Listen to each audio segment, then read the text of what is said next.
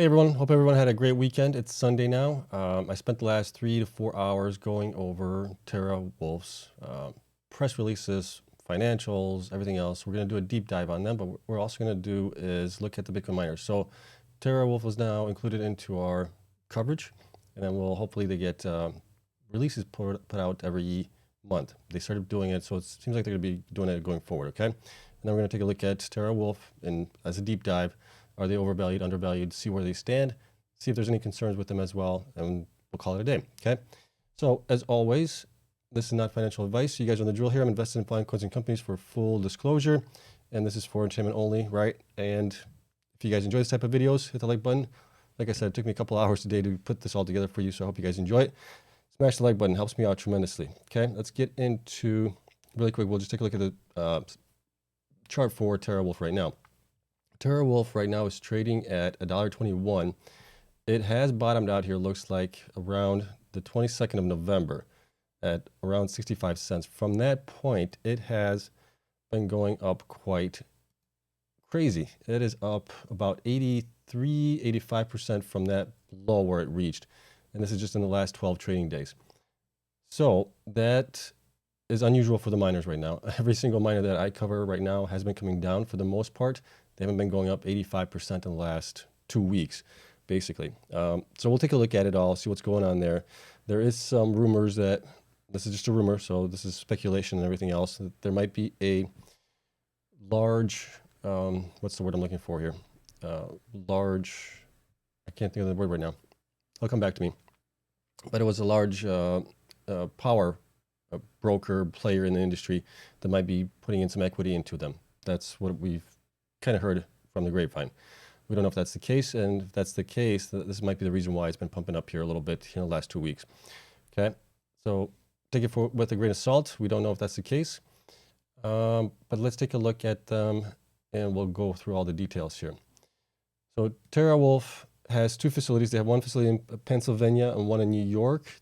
I believe I may have this correct. I think the Pennsylvania one is their nuclear power, and the one in New York is their hydro, if I'm not mistaken. I could get this mixed up. I looked at a lot of data today, so I could be wrong on that one. Okay, but they've been around basically from the start of this year. They started getting things ready and trying to get listed on the stock exchange from last year, and it happened this year. And I think this was done through a merger with another company, which I think was through a SPAC deal. I believe that's the case. I could be wrong on that one as well. Correct me on that. I didn't look too deep into whether it was a SPAC merger or not. So here are their facilities. Let's see. Let me learn more about their facilities really quick. We can. Let's see here. So they got Lake Mariner, which is 100% owned by Terawulf, and it's hydro and solar. I don't know if, I think this is the one that's in, no, this is the one I think that's in New York, I think. Doesn't say here where they're located. And then they got the Nautilus crypto mine, which is 33% JV with Talent Energy, and that's nuclear. This is still in progress. This is the one that they're currently working out of, is the Lake Mariner, I believe. This is still in development, basically. And this is actually pretty good because they're supposed to get pretty cheap electricity from this nuclear plant, about 2 cents per kilowatt hour, which is tremendous savings there. Okay. And we have that. Let's take a look at their presentation here that they had from December. And this is kind of the most recent one that they have. So we'll just go through this relatively quickly here. We'll point out some things. So Terra at a glance, Bitcoin self-mined in Q3 was 117. In October, they already mined 119, which is more than they mined for the 3 months in Q3, which is great. So they've been growing quite tremendously in the last couple of months here. October and November has been pretty good for them so far. So November, we're looking at 134 Bitcoin. Revenue has also been, for the month, they're already double what the revenue was for Q3. So that's a good sign there. Revenue per Bitcoin has been coming down. We know Bitcoin price has been also coming down, so that's okay. So they were at 20,000, 19, 17,000 here in November. But the important part here is the power cost per Bitcoin has been coming down tremendously as well. So Q2 or Q3, they averaged about 20,000 in power cost per Bitcoin, which is a lot. Once you get more electricity demand, more usage on electricity, prices will come down, and we're seeing that right now. And October was only 11,000, which is really good. And then November, they're at 6,000, which is, I think, possibly one of the lowest ones that we cover right now in all the miners. There might be some that are pretty close to that. I think CleanSpark Bitfarms is pretty low. Hive is also pretty low as well. Hut is close to that, I think, as well, but I'm not sure on that one. Okay. Let's see here. Industry leading power cost averaging about 0.035 kilowatts per hour across the two sites. So that's the average. They have a 50 megawatt of fixed price power at 2 cents kilowatt hour for 5 years at the Nautilus facility, which is great. That is a really good deal. Average market cost of 0.045 kilowatt at the Lake Mariner facility, which is kind of more in line with what we're seeing across the industry here. So this translates into an all-in power cost per coin mined of 6,000 roughly, which is also really good. And then ability to expand by an incremental 130 megawatts at existing sites. So Lake Mariner 80 megawatts with new building 3, 50 megawatts, and warehouse 30 megawatts. And then Nautilus 50 megawatts optional expansion retained by Wolf as well. So that's good there. Okay, let's see, don't really care about that. So here's what we have. 91% plus zero carbon. That's their Lake Mariner data facility. 110 megawatt online in Q1 2023. 500 plus megawatt hydro solar, which is great. So they have a lot of room to grow. Nautilus crypto mine is 100% zero carbon. 50 megawatt online in Q1 of 2023. 100 plus megawatt of nuclear that they can add on if they choose to, which is also good. This is their leading power. What is it? Power industry leading cost profile. These is what future power price is expected to be in line with historical averages. Okay, so that's just the power. This is the team. So we got the co-founder, chairman, and chief executive officer, Paul Prager. Nazar Khan, co-founder, chief operating officer, and chief technology officer, sorry. 20 plus years experience in the energy infrastructure and cryptocurrency mining. So that's good. So they have a pretty good team there right now. Efficiency scaling. Let's see here. This is fully utilizing 160 megawatts of mining infrastructure capacity available in Q1 of 2023. So Lake Mariner could have 34,000 miners, about 1.3 exahash. Self-mining operational is 11,000. Nautilus is going to be 15,000 miners. We don't know yet that one. So they're looking to be at currently they're at 49,000 miners potentially, but they're only operating 1.3 exahash right now. Self-mined and procured. Let's see here. Short term, 18.2 exahash, 1.6 exahash for Nautilus, 3.7 exahash total. And short term hosting is about half a exahash. Excuse me. Okay, let's go to the next one. So that's pretty good there. This is their projected growth for hash rate, or hash rate growth they're looking to get to Q1 of 2023. They're looking to be at 4.8 for self-mining, 0.07 for hosting, and then they're looking to add another 5 exahash in 2023 at existing sites. So they could get to, what is that, a total of 10.5 exahash in 2023. They do have a goal, I believe, to get to 23 exahash by the end of 2025, which is pretty good also. Still a ways out. We're looking at, what is that? We're at 2023, so another 2 years from that, almost 3 years.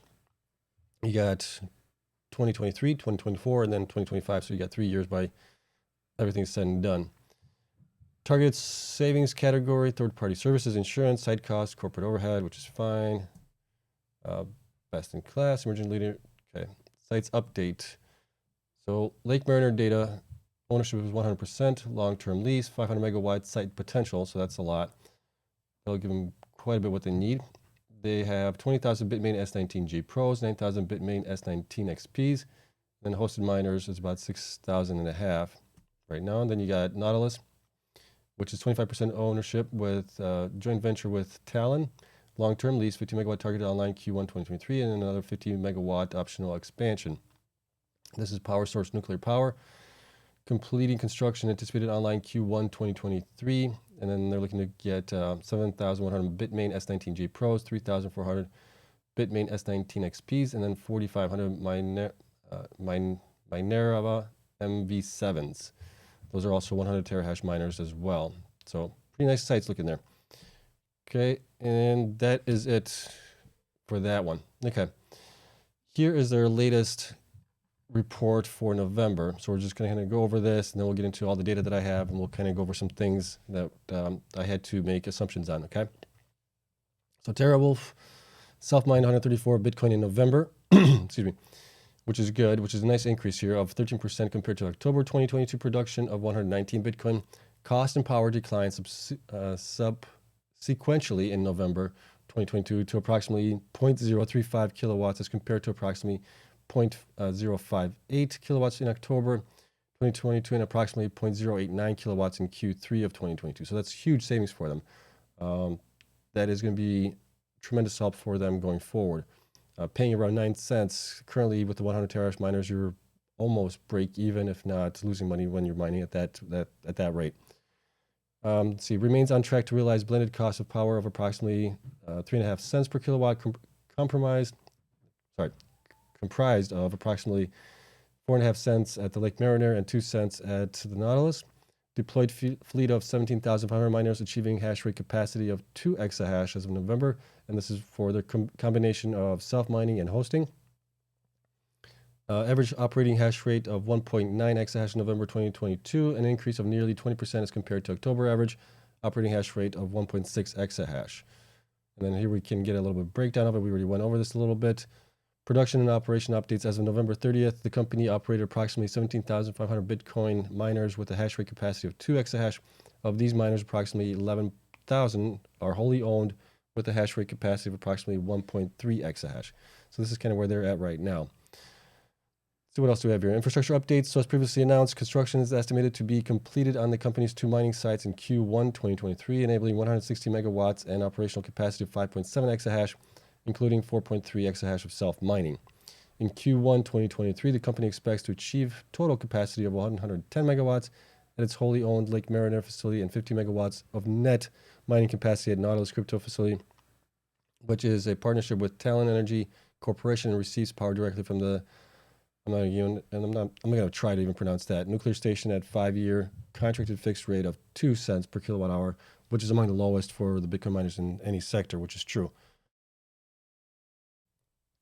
Okay, so there's the update for them.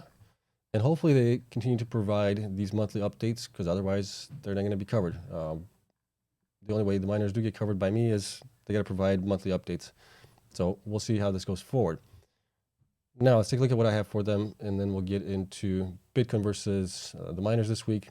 And here's what we got. I'm calculating right now, they have a market cap of 584 million. Is that correct? That seems awfully high. Is that correct? Let me see if we can find market cap here on it somewhere. Key statistics, market capitalization, 155 million. Okay, so that is an error there. I thought that was kind of high. I didn't think they were going to be that. Let's see here. That's coming up from, Marathon Terawulf. There we go. That should fix it. Okay, so now I'm coming up with 128 million shares outstanding. Stock price is $1.21. Market cap 155 million. That makes a lot more sense. Let me zoom this in for you guys. 52-week high was $35.95. 52-week low was just a couple weeks ago at 66 cents. It has obviously streamed up higher in price within the last 12 trading days. And you can see here that on the 1 week, 4 week, 8 week, they're pretty much flat. And then the 12 week, they're up 35% on the 1 week, 4 weeks, 26%. So they have been going up where the other miners have been coming down. Now, I currently have them at about 1.34. There was a reporting in one of the SEC filings that said that they got to 1.34. But I'm surprised that that didn't get included in November's update. So I just have a 1.34. Future hash rate of approximately 7.92 based on everything that they reported of buying. And we'll look at that here shortly. So currently they are about 16.92% operational. And then we have a future hash rate growth of 491% from where they are right now. Average hash rate per miner is 109 terahash, which is really good. Didn't report any hodl position, so I'm guessing that they're selling everything that they mine, which is fine. And then here's what we have as far as BTC mining for the pretty much last year. The first quarter, second quarter, and third quarter numbers are estimates. I don't know exactly what they made. The only thing I can come up with is taking what the revenue was, dividing it by the average Bitcoin price for that period, and coming up with possibly what they mined. So these are just estimates here. We do know that I think they reported of 117 in Q3. So that's just the 3 months divided by the 117. We get 39 Bitcoins per month, roughly. That's kind of what I'm using there. October is a reported number, 119, and November is 134 also, which is reported on this as well. Now, BTC per exahash, this is going to be an estimated number here for the first quarter, second quarter, third quarter. Now we're getting a little bit more accurate numbers here in October and November, so those are the ones I would go by. Being at 100 right now in November is actually pretty good for them, okay? Let's get into the miners that we have, and then we'll get into all these numbers over here as well once we go over that. Okay, so here's what they reported. Early on, they reported this was March of 2021. They reported buying these Minerva miners, the MV7s. They were supposed to buy 30,000 of those, but later on, going through their press releases and everything else, I learned that they were in, what's the word that they used here? Under negotiation. So the 20,000 were under negotiation, and then later on in another press release, they only stated they're getting 10,000 of these. So these are the 10,000 here, which I already have some as being running. When we sum this all up, we get 10,000 miners, and they're all 100 terahash miners. They are they run at 3,400 watts, which is higher than the S19J Pros, so not as efficient with those. Then on 6/29/21, they reported of purchasing another, was that 30,000? Yep, 30,000 of these S19J Pro miners. Then on 12/7/21, they reported of buying, I believe this was 3,000. Yep, 3,000 of the S19 XPs. And then just a couple of weeks later, 2 weeks later, they came out again saying that they're buying an additional, was this 15,000? Yep, 15,000 S19 XPs as well. And then just recently, let me see here, 12/8/22, they reported of a purchase of 14,000 of the S19J Pros again here. So that's kind of what I have for them going forward. So we have a total of 7.92 exahash total with 72,000 miners potentially. Correct me if I'm wrong. This is everything that I've been able to gather through it all. Hopefully you guys have the same numbers potentially. Okay. So then in January, they started out, this is just an estimate here, with 300 of these MV7 miners running. Same thing in February, March. Then when we get into April, we added in another 1,620 of these miners. They ran for the second quarter as well. Third quarter seemed to be about the same as well. Not much change there. And as far as revenue is concerned, this is how I got to the same revenue numbers that they reported. And then we get into October here. In October, they had a really nice jump here. Added another 6,800 for October, and then then we added also these S19 XPs, which was, they said 3,000 were energized. So we took the 500 and the 2,500 here. It could have been these all along that got dumped in here, but I'm guessing it was probably the first shipment of those and the shipment of those that got installed. That got us to a revenue of 2.3 million roughly. And now in November, I installed another 40, which is, like I said, I read in a press release or in an SEC filing that they got to 1.34 exahash. That's based on that. So we're looking at potentially 2.3 million here, but it does look like they were mining only for potentially 21, 22 days roughly in the month of November to get us to the revenue that they had of 2,000 or 2.3 million, which then coincides with the numbers that we have back here, which is what they reported of mining 134 BTC with the average Bitcoin price for the month of November. We're looking at 2.35 million in revenue roughly. And that got us to the Bitcoins per exahash was 100, which was still pretty good for them. So this is kind of more accurate numbers here than they are up top here. The numbers over here for the revenue, these are actual numbers that they reported for Q1. This is for Q2, and then this is for Q3. And then we're looking at potentially 7.9 million of revenue here in Q4. We know October numbers are pretty good. November numbers are really good as well. December numbers are still in flux. They're going to change depending where Bitcoin price goes and how many miners they actually get installed here in December. So we'll get that updated early January probably when they report on it. Okay, so that's kind of what we're all going through here on this. Now, looking at the numbers that we do have right now, with everything said and done, last 3 quarters they are at 5.4 million in revenue. Current quarter we're looking at possibly around 7.98 million, somewhere around there. But that's going to change. That's a variable right there. If we look at 50% net income from gross revenue, we're looking at $1.04 with a PE of 20. Since they are going to be growing quite nicely, I did bump them up to PE of 20. And then if they are 75% net income from gross revenue, we're looking at $1.56. They are currently at $1.21, leading me to believe that they are pretty fairly valued right now for their growth and where they're going to be possibly next year. There are some concerns, as always, with any of these miners, and one of the concerns here is their current financials. So let's get into those down below here.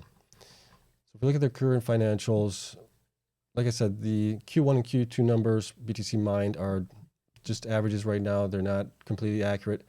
Once we get more data on them for Q4 and things like that, numbers will start getting a little bit more accurate here. But right now, it looks like they mined approximately 609 BTC per exahash for the quarter, which is pretty good.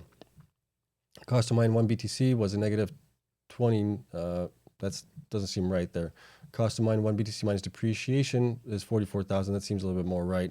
They did have pretty high price of electricity for the Q3.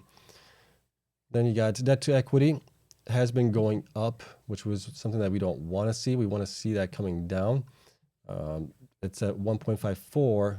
Q2 was at 1.36 and Q1 was 1.25. Debt to equity, we want that to be below 0. And then current ratio, we want that the opposite. We want that to be higher. Not too high because then they're sitting on cash and not utilizing it. So it's a balancing act, but we want it to be at least higher than 0 or higher than 1. So that way they have enough current assets to pay off current liabilities.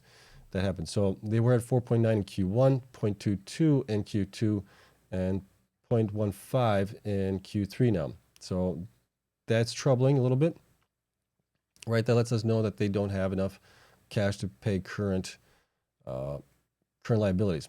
Okay, revenue has also grown quite nicely here. They were at 217,000 in Q1, 1.38 million in Q2, and 3.8 million in Q3. General and administrative also has come down a little bit, went up a little bit here in Q3, 5.9 from 4.3. Always want to keep an eye on that one, and that one is basically right now at 153% of revenue. So not a good sign there. But once the revenue grows, I think, and as long as they can keep the administrative costs down, they should be okay based on this, but they got to grow the revenue. Okay, current assets. 4.4 million, restricted cash of 7.2, digital currency 60,000, prepaid expenses of 3.1, other current assets of 1.1 million as well, total current assets of 16.1 million, which isn't a lot. It has been coming down, so they have been burning through cash here. You can see in Q1 they were at almost 26 million, Q2 was 21 million, now 16 million, so they're burning about 4 million in cash per quarter. Net total assets has also actually came down a little bit here from Q2. So we're at 309 million compared to 319 in Q2 and 272 million in Q1. Biggest change on that one was the property and equipment of 202, which was an increase of about 48 million or so. Okay, now let's look at the liabilities. Accounts payable is up to 18.2 from 13.4 in Q2. And accrued construction liabilities has gone up a little bit, 4.7 from 3.3, which isn't too bad. Other accrued liabilities is 10 million, so that's gone up quite a bit here from 6. Share-based liabilities due to related parties, 12.5 million, so that's still the same. Other amounts due to related parties was 2.4, so that was double from where it was in Q2 from 1. Contingent value rights, not sure what that is. That's stayed the same here at 10.5 million over the last 3 quarters. Current portion of operating lease is 41,000. Insurance premium financing payable is 130,000. Minor exchange liability is 0. Convertible promissory note 11.9 million, so that's up from Q2 of 14.6. Current portion of long-term debt is 34.6 million, and current liabilities held for sale is 0. So current portion of long-term debt has increased more than double here. Excuse me, and that is at 105 million. So if we look at total current liabilities, 105 million, and they only have 16 million in current assets. That's troubling. They do have a lot of things that they can access. They have an ATM. They got some other loans and things like that that they can access, which I didn't get really into it.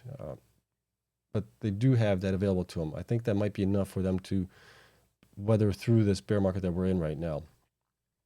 Looking at the total stockholder equity is 121 million. Total liabilities and stockholder equity is at 309 million. So that's a decrease a little bit from Q2. And then revenues, we kind of touched on this a little bit here. They've increased quite nicely here, doubled here in Q3 from almost tripled here in Q3 from Q2. Cost of revenue has gone way up here to 5.1 million from 591,000, and that could be because they were paying a higher price for electricity. So gross profit was negative 1.3 million compared to 794,000 here in Q2. And I'm hoping this is going to improve in Q4 as well, as they got better rates on their electricity. Operating expenses, 261,000, so that's down from 948. Operating expenses related party, I wonder if that's for hosting, potentially, 603,000. That's way up from 147,000. General, selling general and administrative expenses is up also about 1.6 million from Q3 to 5.9. Selling general and administrative expenses related party, I'm wondering if that's hosting. They should probably word that as hosting, I think, but maybe I'm wrong on that. That's up a little bit to 2.9 from 2.4. Depreciations up to 1.5 million. Realized gain, negative 127. Impairment of digital assets, 119,000. So total cost of operations, 12 million from 8.6 million in Q2. So definitely had an increase in cost.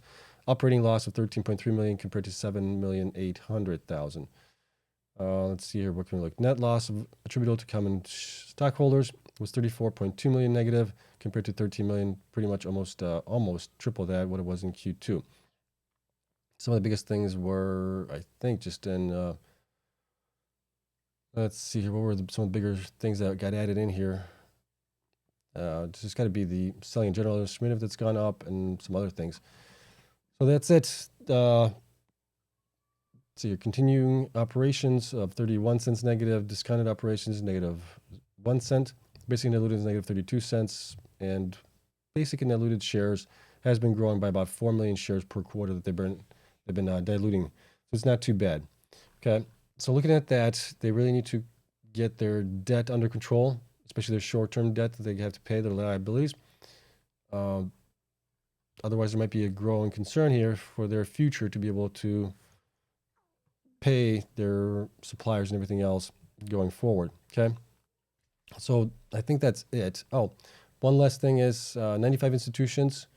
You got 9.4 million shares owned by institutions, 7.33% also. And then we have one buy rating, and that should be zero hold ratings on that one. Underperform, and then we have a price target of 5, average of 5, and a low of 5 as well, which is quite higher than where they are right now. I think they can get there if they can get to the 4 exahash or something like that, wherever they're going to get to, and potentially the 8 exahash that they have it miners purchased for. Okay, so that is it. I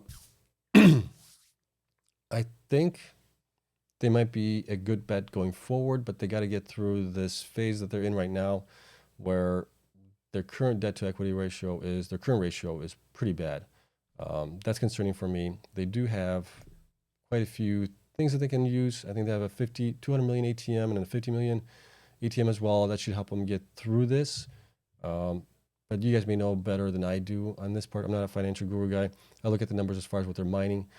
So maybe I'll hit Anthony Powers on this, see where he sees as far as what their what's the See, I'm not a financial guru. What is their cost to maintain some of those loans that they do have? What's their interest rate on those that they have to pay monthly on it at least? Okay, so maybe I'll reach out to him, see what he thinks, see if he's got any information on it, and then if we get anything on that, I'll put it in one of these videos, or I'll just tweet about it. Okay, so that is it. Let me know what you guys think of them. Are you guys investing in Terawulf? I've noticed also that a couple of the ETFs have them. I think Riggs has it, RIGZ, and the other one, WGMI, also has it in there. One's got a little bit higher than the other one, I believe. But they do have them in there, which I think they might have been buying up on them. And overall, if they can continue to grow this way, I think they might be a good bet. But like I said, the concern is the debt right now. Debt and the current assets. That's got to improve. Okay, so hope you guys enjoyed that one. So that's Terawulf. we'll keep covering them now going forward. And then let's get into Bitcoin miners, see how they did this week, okay, against Bitcoin. All right, so let's take a look at that. Where is it? Miners Weekly. Okay. Let's see here. We can zoom this in maybe a little bit more. There we go. Okay. So it wasn't a good week for the miners. Bitcoin had a little bit better week. For some reason, the miners were just beaten down to a pulp this week, except for a couple. And the ones that obviously stand out is Terawulf. Terawulf was up today, or this past week, 35.96%. It was up 32 cents in just that week alone. Argo was also up 26.23%, even though they halted trading or suspended trading on Friday in the US and UK. We'll see how that's going to play out on Monday. Hopefully we'll get some news from them by then as to why they suspended trading. Usually when they're suspending trading, there's going to be some kind of news release that's important for investors. Bitcoin was, like I said, 3.43%. Sphere was up 3.23 as well. And then everybody else below that was worse. DMG was down 2.63. Mawson was down 3.23. Core down 3.57. CleanSpark was down 6.58. DigiHost was down 11.11. Then you got Iris was down 12.5. Hive was down 13.51. Greenidge was down 13.79. Bitfarms was down 15.2. Rye was down 15.2. BitDigital was down 19.6. Hut 8 was down 20. And Marathon was down 27.6, and Soluna was down 37. So surprisingly, Marathon and Hut 8 went down quite a bit here. Marathon finally reached their new 52-week lows that they had reached previously in June-July timeframe this year. They finally come back down to where some of these other miners are, down right now. And if we look at the lows, or let me see here, from the 52-week highs. So if we look at that, let's do that descending as well. You can see Bitcoin's only down 67%, DMG is down 80, Riot's down 84, CleanSpark down 84 as well, Marathon's down 87, Hive is down 87, Hut is down 89, BitDigital is down 90%, DigiHost is down 90, Bitfarms is down 91, Sphere is down 91, Iris is down 92, 94 for Argo, 96 for Soluna, Terawulf is down 96 also, Mawson is down 96, Greenidge is down 97, Core is down 98. So we are way off of our 52-week highs here from just basically a year ago. A lot of these miners reached their 52-week highs in October, November, and in December timeframe, somewhere around there. Okay, so we covered 1 week. Let's take a look at the 4-week here really quick as well. And let's go to the 4-week on this one. We'll just make it on the chart. Go to 4 weeks. We can see Terawulf is up 26% in the 4 weeks. Bitcoin is only up 0.32%, so still up a little bit here. DMG is down 1.3. Riot is down 6.05. CleanSpark is down 6.5. 7.2 negative for Sphere. Greenidge is down 10.7. DigiHost is down 10.8. Hive is down 14.2. Argo is down 14.4. Mawson is down 18.9. Hut 8 down 19.35. Core Scientific is down 24. Bitfarms is down 24. BitDigital is down 25. Iris is down 25.9. Marathon down 33, Soluna down 44 on the 4 weeks. And let's take a look at the 8 weeks really quick. Also, Mawson, I believe they are doing a reverse split. We'll talk about that in tomorrow's video, but just wanted you guys to be aware of that as well. So that's coming up. They're pretty low price. I think they're at 30 cents right now. So that would give them, get them back above $1 to maintain compliance with NASDAQ listing requirements. Okay. This is the 8-week chart. We can see here Terawulf is down 0, DigiHost is down 1.89, Bitcoin's down 10.93%, DMG is down 12, Sphere is down 26, Mawson down 26, CleanSpark down 27, Riot down 28, BitDigital down 28, Hive is down 38, Argo is down 46, Bitfarms 48, Hut 48, Greenidge is down 52, Iris 53, Marathon down 57, Soluna down 72, Core Scientific down 86. Worst performer there is Core Scientific. We know there's a lot of concern with them being able to survive this this bear market that we're in. And then finally the 12 weeks, take a look at that, see how that one's shaping up. And we got Terawulf up 9.01%, so they've been doing the best so far. Bitcoin down only 13.5. Then you got DMG down 22, DigiHost down 27, CleanSpark down 31, Riot down 33, Sphere down 35, BitDigital down 37, Hut down 40, Mawson down 44, Marathon down 47, Hive is down 48. Bitfarms down 54. Iris 61. Soluna down 67. Greenidge down 74. Argo down 78. And Core down 90%. So, ouch. Excuse me. So it hasn't been a great couple weeks here, 3-4 months on the miners. Ever since we peaked kind of in August, things have been coming down here. You can see it here. August was a pretty good month where we were, for the most part, in the green. And then ever since then, we've had like 3 weeks in red, 1 week in green, 3 weeks in red, 1 week in green. And it's just been that way for a while now. And let's see, I got Terawulf in here. Yeah, you can see Terawulf here. I had a, excuse me, couple weeks here that were in the red, week after week. And then we've had a couple weeks here where they've actually done pretty well here. So that is it. I hope you guys enjoyed it. Hope you guys have a wonderful Sunday night. I'm going to try and get this posted as fast as I can for you guys before it gets too late. But that is it.